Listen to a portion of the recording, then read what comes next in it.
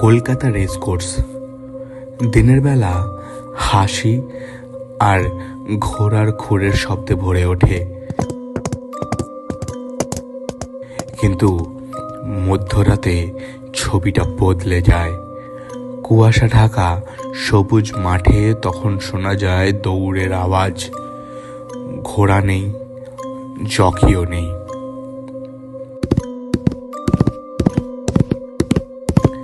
বলা হয় ব্রিটিশ আমলে এক প্রতিভাবান জকি এখানে শেষ রেসে হেরে অপমানে আত্মহত্যা করেছিলেন।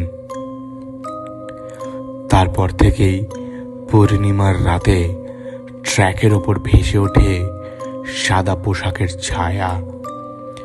নিরাপত্তারক্ষীরা দেখেছে হঠাৎ করে স্ট্যান্ডের আলো জ্বলে উঠতে, ঘড়ির কাঁটাও নাকি থেমে যায় ঠিক রেসের সময়। এমনই এক রাতে এক প্রহরী ছায়াটার পিছু নেয়।